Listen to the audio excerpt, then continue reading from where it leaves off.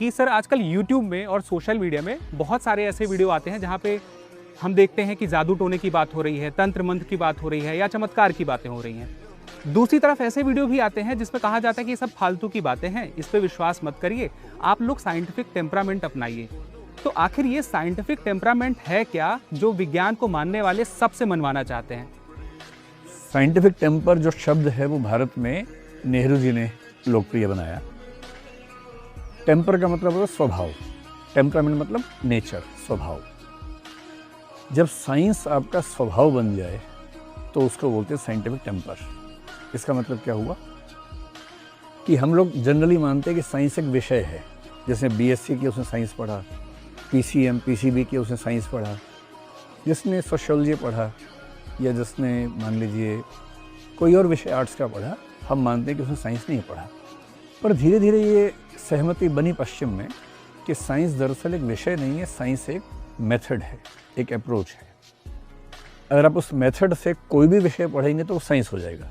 जैसे political science हो जाएगा, होम साइंस हो जाएगा, सोशल साइंस हो जाएगा, है ना। मेथड साइंटिफिक होना चाहिए।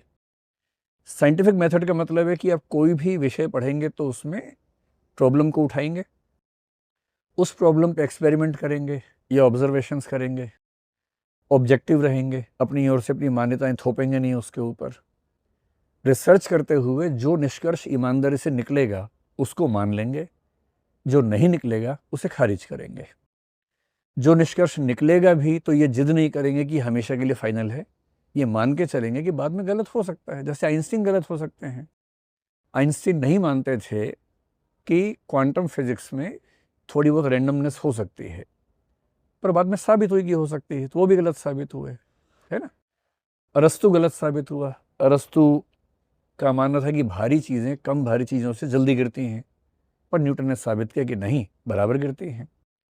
तो साइंस वाला व्यक्ति ये मान के चलता है कि वो कितना भी ज्ञानी हो, कितना भी समझदार हो, कितनी भी अच्छी रिसर्च करे, उसकी रिसर्च भविष्य में कभी ना कभी गलत साबित हो सकती है। तो यदि आप ये टेम्परामेंट बना लें जीवन का कि जीवन में कोई भी बात होगी मैं ऐसे ही नहीं मान लूँगा, मैं सवाल पूछूंगा।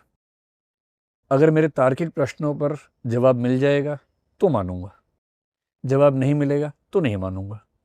जब तक जवाब नहीं मिलेगा वेट करूंगा, रिसर्च करता रहूंगा। अगर जवाब मिल ही नहीं सकता तो ब्रैकेट में रखूंगा, ना खारिज करूंगा ना मानूंगा, वेट करूंगा उसका। और उन्हीं बातों को सच मान के जीवन में उतारूंगा जिनके लिए मेरे पास अनुभव से या तर्क से पर्याप्त प्रमाण हैं।